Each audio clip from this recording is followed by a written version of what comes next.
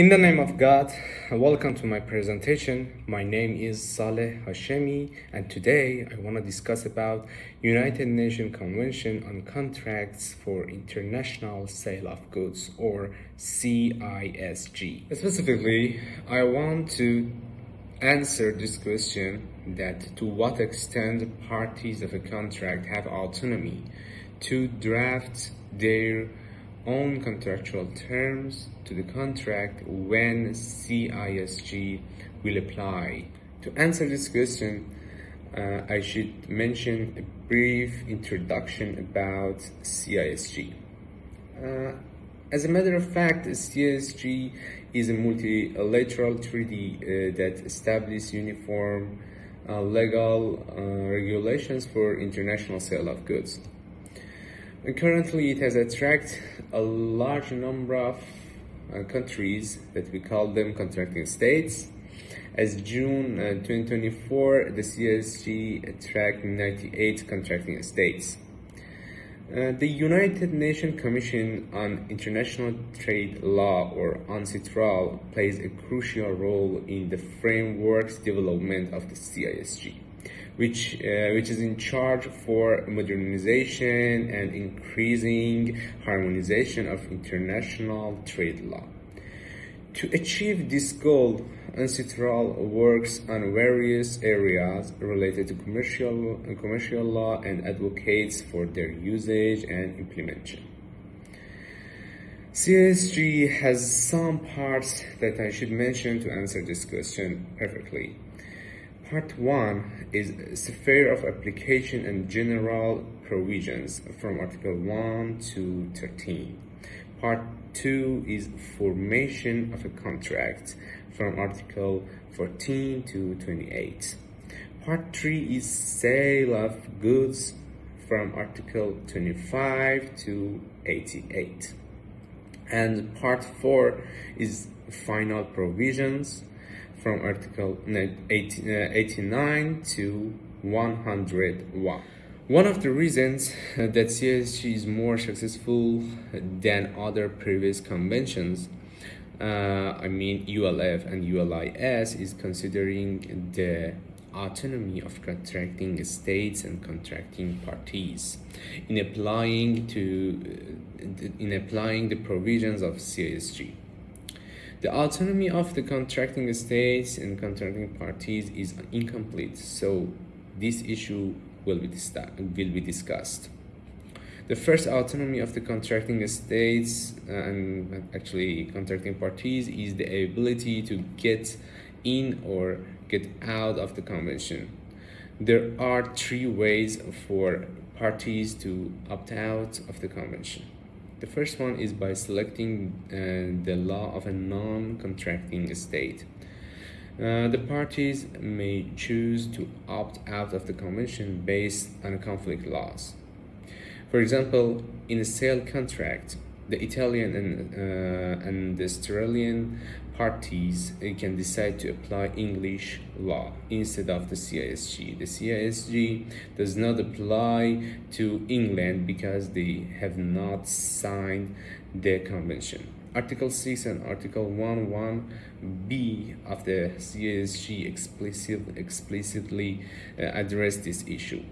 However, the determination of the validity of a choice of law clause is a matter. For instance, the choice of law clause is only stated in a letter of confirmation. The conflict rules of the forum state determine the validity of the choice of law clause. In addition, the parties may opt out by taking into account a substantive law. Suppose the CISG is applicable in a contract between a German and a New Zealand trader due to Article 11A. In that case, the parties have the option to derogate from the uniform sales law according to Article 6 by selecting an alternative law, such as the New Zealand Sale of Goods Act. But it must be considered in this way by stating that the governing law of the contract is New Zealand law. The CISG would still apply since the CISG is a part of the law of the New Zealand. So besides the mentioning of that, it must be followed by the CISG shouldn't apply. And the third one is the selection of a firm. The selection of a firm can also result in implied exclusion of the convention's applicability. Nevertheless, there is a different opinion, but it is important to mention since the autonomy of parties is an inseparable part of the CISG and based on Article 8, Clause 1, it should be interpreted according to parties' objects. Thus, it is better to allow the parties to opt out of it with using this condition. Opting in can occur for both contracting states and non-contracting states. According to Article 1(1)(b), participants from non-contracting states can apply the CISG. For example, if a trader in England and a counterpart in Iran agree that New Zealand law applies to the contract. Also, these cases may occur in arbitration, particularly where parties from non-contracting states have chosen a neutral law. For instance, arbitration in Switzerland under the Swiss law. And another one, parties in contracting states and non-contracting states can mutually decide that their contract will be governed by the CISG, although it doesn't qualify as a sales contract falling within the scope of the convention. Therefore, the sales of ships that fall inside the scope of the convention as defined in Article 2E, Clause E actually, with this way may be submitted to the CISG. In mixed contracts, it's hard to recognize whether CISG will apply or not. Parties can make it clear by declaring that CISG will govern the entire contract. However, there is a restriction on this choice to take part. We had a substantive law before, and by mentioning the CISG as the applicable law, this will not derogate from the domestic laws mandatory provisions. There are some opinion about this subject that parties can choose a CISG as governing law when this convention would not otherwise apply. This matter was specifically discussed in the 1964 Hague Convention, which focused on establishing a uniform legal framework for international sale contracts. Article 4 of this convention granted the parties to opt in. The absence of a similar provision in CISG does not automatically imply that the parties are forbidden from choosing to opt in. The former German Democratic Republic proposed during the diplomatic conference that the convention should be applicable even if the preconditions of this application were not met. However, this proposal was rejected, but it was observed during the discussion that the proposed text was unnecessary because the principle of party autonomy already allowed the parties to opt in to the CISG. Schweitzer, in commentary on the UN Convention on International Sale of Goods, noted that according to the spirit of the CISG, I mean autonomy of parties, it is more reasonable to grant this right to parties to the contract. There are some examples of party autonomy. In Article 3, Clause 1, it is mentioned that contracts for the supply of goods to be manufactured or produced are to be considered sales unless the party who orders the goods undertakes to supply a substantial part of the materials necessary for such manufacture or production. But it can be considered that if the parties agree on it, the principle of party autonomy, which serves as a foundation of the CISG, makes the applicability of the CISG to a contract where the buyer is required to supply a significant portion of a rare material, as we discussed in opt-in part B. It's an example for it. According to Article 4 of the Convention, the conditions for the validity of a contract or the validity of the contractual terms, except in cases where the contrary is stated in the Convention, are subject to national law. This exception can be justified by several reasons. The first one is that some of the essential conditions for the validity of a contract are not purely contractual in nature. For instance, the legal capacity to contract.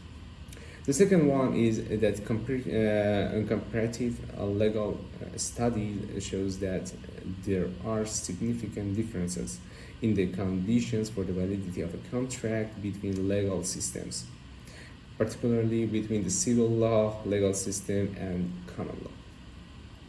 The theory of cause, which has been widely debated and disputed in France, differs from the theory of consideration in common law. These differences are so substantial that reaching an agreement and creating unity in this area seems impossible. Dr. Safai, in The Law of International Sale of Goods, submitted that giving the parties this autonomy to choose contract conditions is helpful for parties and attract more countries to join the CISG. Article 6 of the CISG allows parties to freely choose the applicable law and substantive law for their contracts. This idea aligns with the majority of the countries, as contractual freedom is also a rule under the CISG.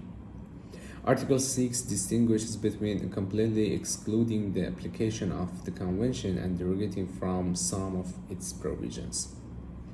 There are no specific restrictions in the Convention for the former, but the latter is subject to certain limitations that will be discussed later. Furthermore, the Convention does not explicitly restrict the parties' ability to derogate from any provisions of the Convention. While the Convention does not specifically mention it, it is important to note that the parties are unable to derogate from the public international law provisions outlined in the Convention. These provisions found in articles between 89 to 101. And some examples for Article 6 are parties. The first one is parties have the ability to derogate from a reasonable time period for notice, as outlined in Article 39, Clause 1, by defining a specific time frame such as within 5 working days from the delivery. And another one is an arbitral tribunal has noted that the parties can derogate from the 2-year time limit specified in Article 39, Clause 2. As can be seen from ICC arbitration case number 8128, the arbitration tribunal upheld the parties' agreements on delivery terms that differ from default rules in Article 31. Also, as was mentioned in ICC arbitration case number 187, the parties' agreement on a specific quality standard is more important than the default provisions in Article 35. Stroner, in commentary on the UN Convention on the International Sale of Goods, says that Article 6 of the CISG is the heart of the parties' autonomy in contract governed by CISG. And because of this article, parties can determine their own contractual terms. Parties have the option to specifically exclude the application of the convention by incorporating standard contract terms that include a clause expressly excluding it. There are two types of express exclusions: exclusions with notice by parties of the applicable legislation to their contract, and exclusions without such indication. When the parties explicitly exclude the convention and specify the applicable law, which can happen during legal proceeding in some countries, the law that will be applied is one distinguished by the rules of private international law of the firm. This usually leads to the application of the law chosen by the parties. This type of exclusion was discussed before in opt-out. Several decisions have examined whether the application of the convention can be implicitly excluded. Several tribunals explicitly acknowledge the potential for an implied exclusion, provided that the party's intention to exclude the convention is clear and real. A suggestion was put forward during the diplomatic conference that would have allowed for the complete or partial exclusion of the convention only if done expressly.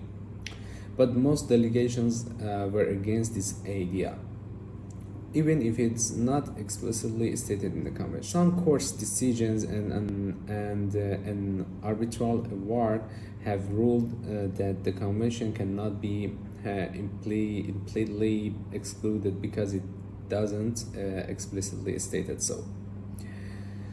It is submitted that the firm should consider the main purpose and intent of the parties in a contract when they mention other rules in the contract. Sometimes they want to just derogate from some provisions. On the other hand, other times they want to change the applicable law. So first of all, despite the things that they wrote, the court should consider their intention of writing according to Article 8, Clause 1. And if it's not possible to figure out, then the firm should consider the other facts. Despite all freedoms that CISG generated for the parties, there are some mandatory provisions and principles that impose restrictions. For example, first one is good faith. Good faith is a crucial aspect of interpreting the CISG. However, the Convention does not provide a specific definition for this term. As a result, it requires an independent interpretation that is separate from domestic law. Good faith is mentioned in Article 7, Clause 1 of the CISG. This principle can restrict the ability of parties to draft terms that may be deemed unfair or dishonest. And there is a commentary from Zeller in Good Faith, the Scarlet Pimpernel of the CISG. Zeller presents the perspective that good faith plays a crucial role in limiting parties' autonomy by disallowing the enforcement of terms that undermine the core elements of fairness. It is mentioned that good faith is the cornerstone of international law, so it's an inseparable part of each international contract, and without this, international contract would be meaningful. The second one is fundamental breach. Article 25 defines a fundamental breach as a situation where one party is significantly deprived of their rightful expectations under the contract. Parties cannot exclude this concept, ensuring a fundamental level of protection against serious breaches. As can be seen from this case, the court applied that the delivery of non-conforming MRI machines was considered a fundamental breach, even though it conflicted with the contract's terms. In connection with non-derogable rights, it is understood from Article 12 of the CISG that if a contracting state requires written contracts and they declare it according to Article 96, this obligation cannot be derogated by an agreement among the parties. Or Article 79 discusses the liability exemptions that may arise from circumstances beyond one's control. No party can deviate from its provisions to impose absolute liability for unexpected events. John Hannell's book, Uniform Law for International Sales, under the 1980 United Nations Convention, comprehensively analyzes the non-derogable nature of specific provisions, such as Article 79. Hannell provides a detailed explanation of the framework and the purpose of Article 79, which aims to ensure fairness and protect parties from liability arising from uncontrollable events. Hannell highlights that the non-derogable nature of Article 79 ensures a fair and balanced approach to controlling risk and liability in international sale contracts.